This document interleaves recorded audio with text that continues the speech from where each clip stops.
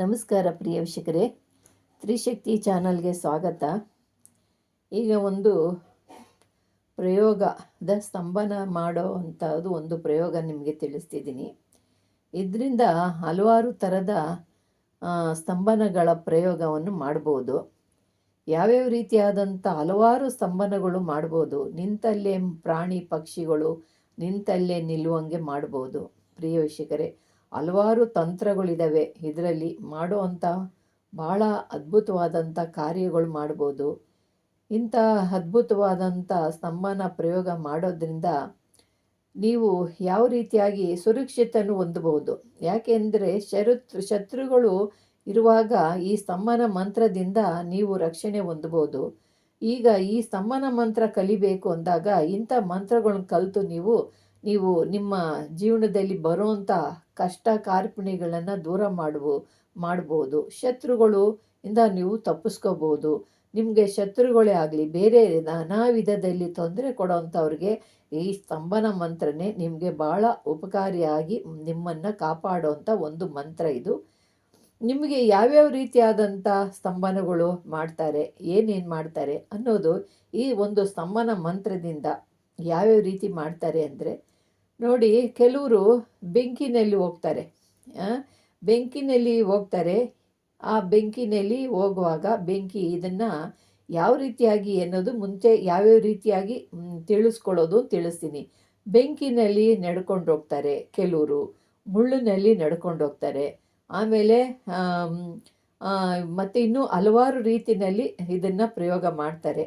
ಈ ಪ್ರಯೋಗಗಳೆಲ್ಲ ಆಮೇಲೆ ನಾಲ್ಗೆ ಮೇಲೆ ಬೆಂಕಿ ಕರ್ಪೂರ ಹಚ್ಕೊಂಡು ಕರ್ಪೂರ ನುಂಗ್ತಾರೆ.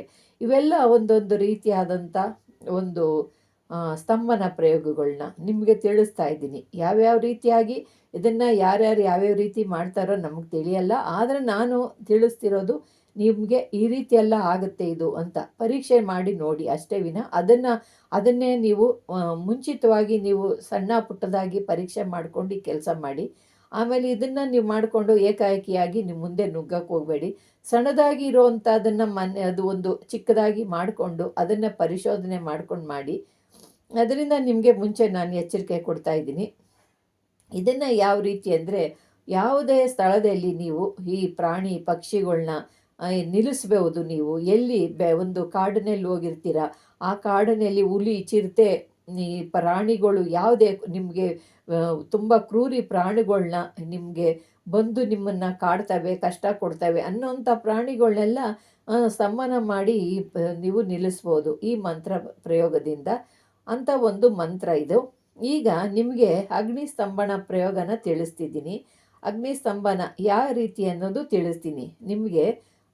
ಅಗ್ನಿ ಸ್ತಂಭನ ಯಾವ್ಯಾವ ರೀತಿಯಾಗಿ ಅನ್ನೋದು ಇವಾಗ ಹೇಳಿದ್ನಲ್ಲ, ಅದೇ ರೀತಿಯಾಗಿ ಅದನ್ನು ಯಾವ ರೀತಿಯಾಗಿ ನೀವು ಓಡಬೇಕು ಅನ್ನೋದನ್ನು ನಿಮಗೆ ಹೇಳ್ತೀನಿ.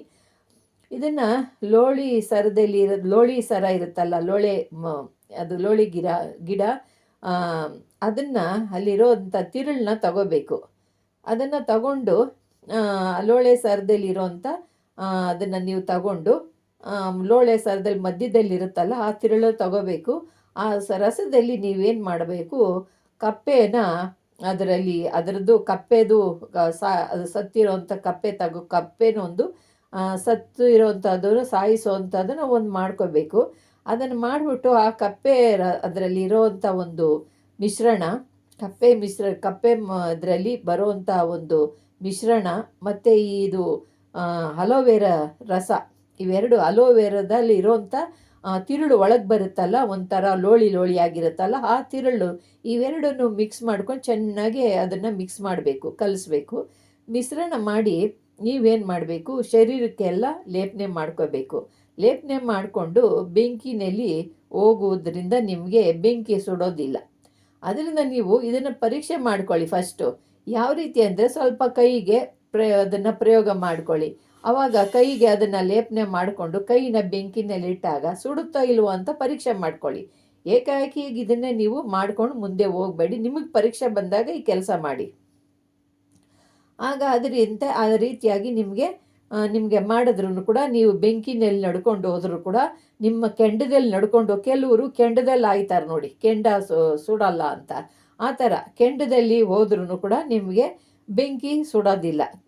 ಅದು ಬೆಂಕಿ ನಿಮಗೆ ಸ್ತಂಭನವಾಗ್ಬಿಡುತ್ತೆ. ನಿಮಗೆ ಶರೀರದ ಮೇಲೆ ಯಾವುದನ್ನು ಕೂಡ ನಿಮಗೆ ಸುಡೋ ಅಂಥದ್ದು ಇರೋದಿಲ್ಲ.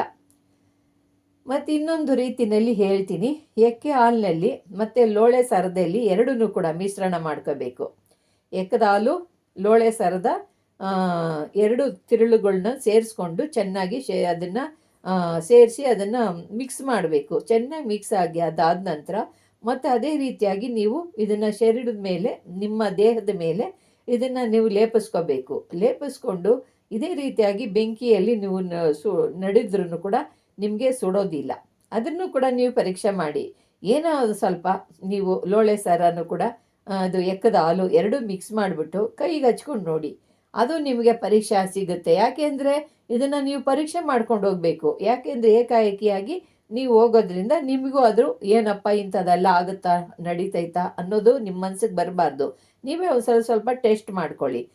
ಆವಾಗ ನಿಮಗೆ ಇದು ಭಾಳ ಬೇರೆ ಬೇರೆ ಕೆಲಸಗಳಿಗೆ ನಿಮಗೆ ಉಪಯೋಗ ಆಗುತ್ತೆ. ನಿಮಗೆ ಇದನ್ನು ನೀವು ಇಟ್ಕೊಂಡು ಬೇರೆ ಬೇರೆ ಉಪಯೋಗಗಳನ್ನ ನೀವು ಮಾಡ್ಕೋಬೋದು.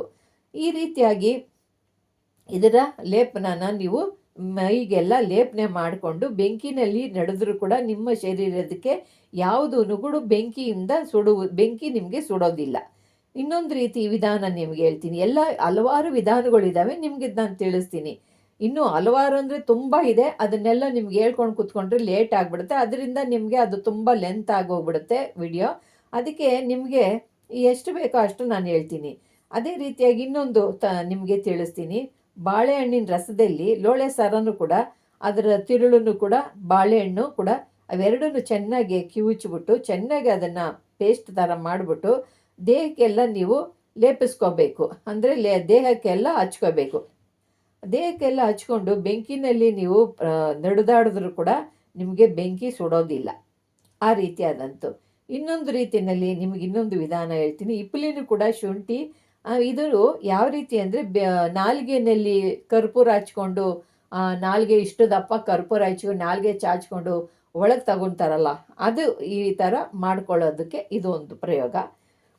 ಇವೆಲ್ಲ ಜನಗಳಿಗೆ ನೋಡೋದಕ್ಕೆ ಒಂದು ಕುತೂಹಲವಾಗಿರುತ್ತೆ, ಗೊತ್ತಿಲ್ಲದಂಥ ಜನಗಳಿಗೆ. ಅದರಿಂದ ಇದೊಂದಲ್ಲ ನಿಮಗೊಂದು ಇದು ಕೊಡ್ತಾ ಇದ್ದೀನಿ ನಿಮಗೆ.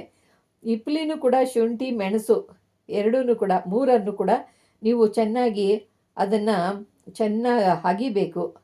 ಅದನ್ನು ಅಗಿದು ಚೆನ್ನಾಗಿ ಬಾಯಿನಲ್ಲಿ ನೀವು ಇಟ್ಕೋಬೇಕು. ಅದನ್ನು ಚೆನ್ನಾಗಿ ಅಗಿಬೇಕು. ಯಾವುದು? ಇಪ್ಪಲಿ, ಶುಂಠಿ, ಮೆಣಸುಗಳನ್ನ ಚೆನ್ನಾಗಿ ಬಾಯಿನಲ್ಲಿ ಅಗಿಬೇಕು. ಅದನ್ನು ಬಾಯಿನಲ್ಲಿ ಅಗಿದ್ಬಿಟ್ಟು ನೀವು ಅದನ್ನು ನೀವೊಂದು ಅದ್ರ ಮೇಲೆ ಒಂದು ಕೆಂಡ ಇಟ್ಕೊಂಡ್ರೂ ಕೂಡ ಸುಡೋದಿಲ್ಲ. ಮತ್ತು ಒಂದು ಕರ್ಪೂರ ಇಟ್ಕೊಂಡ್ರೂ ಕೂಡ ನಿಮ್ಮ ಬಾಯಿ ಸುಡೋದಿಲ್ಲ. ನೋಡಿದಂಥವ್ರಿಗೆ ಬೆಂಕಿ ಬಾಯಿನಲ್ಲಿ ಕರ್ಪೂರ ಹಚ್ಚಿದ್ದಾರೆ ಅನ್ನೋ ಥರ ಆಗುತ್ತೆ. ಮತ್ತು ಇನ್ನೊಂದು ನಿಮಗೆ ಇನ್ನೊಂದು ಪರಿಹಾರ ತಿಳಿಸ್ತೀನಿ. ಮತ್ತು ಅದೇ ರೀತಿಯಾಗಿ ಒಂದು ಕಪ್ಪೆನ ಕಪ್ಪೆನೂ ಕೂಡ ಚೆನ್ನಾಗಿ ಅದನ್ನು ಪೇಸ್ಟ್ ಥರ ಮಾಡಿಕೊಂಡು ಕಪ್ಪೆನ ಪೇಸ್ಟ್ ಮಾಡಿಕೊಂಡು ಕರ್ಪೂರ ಸೇರಿಸ್ಬೇಕು. ಕಪ್ಪೆನೂ ಕರ್ಪೂರ ಎರಡನ್ನೂ ಮಿಶ್ರಣ ಮಾಡಿ ಗಂಧವಾಗಿ ಮಾಡಿಕೊಂಡು ಸೇರಿಸಿ ಮೈಗೆಲ್ಲ ನೀವು ಹಚ್ಕೊಳ್ಳೋದ್ರಿಂದ ಅಗ್ನಿ ಸ್ತಂಭನವಾಗುತ್ತೆ. ಅಗ್ನಿಯಿಂದ ನಿಮ್ಗೆ ಯಾವುದೇ ತೊಂದರೆ ಆಗೋದಿಲ್ಲ. ನೀವು ಏನೇ ಮಾಡಿದ್ರೂ ಕೂಡ ಅಗ್ನಿನಲ್ಲಿ ನಿಂತ್ಕೊಂಡ್ರು ಏನು ಮಾಡಿದ್ರೂ ಆಗೋದಿಲ್ಲ. ಇವೆಲ್ಲ ಒಂದು ತಂತ್ರಗಳಿವೆಲ್ಲ. ಈ ಥರ ಮಾಡಿ ಕೆಲವರು ಇವೆಲ್ಲ ಒಂದು ಅದ್ಭುತ ಮಾಡ್ತಾರೆ. ಅದರಿಂದ ನಿಮ್ಗೆ ಈ ಅದ್ಭುತಗಳನ್ನ ತಿಳಿಸ್ತಿದ್ದೀನಿ. ಮತ್ತು ಇನ್ನೊಂದು ರೀತಿಯಲ್ಲಿದೆ, ಯಾವುದನ್ನ ಏಡಿ ಅಂತಾರಲ್ಲ, ಏಡಿಕಾಯಿ, ಅದೇ ನೀರಿನಲ್ಲಿರುತ್ತಲ್ಲ ಏಡಿಕಾಯಿ ಅಂತ ಪ್ರಾಣಿಗಳನ್ನ ನೀವು ಯಾವುದನ್ನು ಅಂತ ಏಡಿಕಾಯಿ ಇರೋದನ್ನ ನೀವು ಅವನ್ನ ತಗೊಂಡು ಬಂದು ಕಪ್ಪೆನೂ ಕೂಡ ಅವೆರಡು ಎಲ್ಲ ಮಿಕ್ಸ್ ಮಾಡಿಬಿಟ್ಟು ನುಣ್ಣಗೆ ಲೇಪನೆ ಮಾಡಿಕೊಂಡು ಅದನ್ನು ಕೂಡ ನೀವು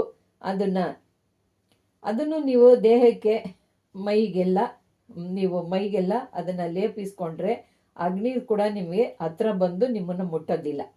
ಇದೆಲ್ಲ ಒಂದು ರೀತಿಯಾದಂಥ ಒಂದು ಜಾದೂ ವಿದ್ಯೆ ಥರ ಇದೆ. ಇವೆಲ್ಲ ಪರೀಕ್ಷೆ ಮಾಡ್ಕೊಳ್ಳಿ. ಪರೀಕ್ಷೆ ಮಾಡಿಕೊಂಡು ಮುಂದೆ ಇದನ್ನು ಮಾಡಿ.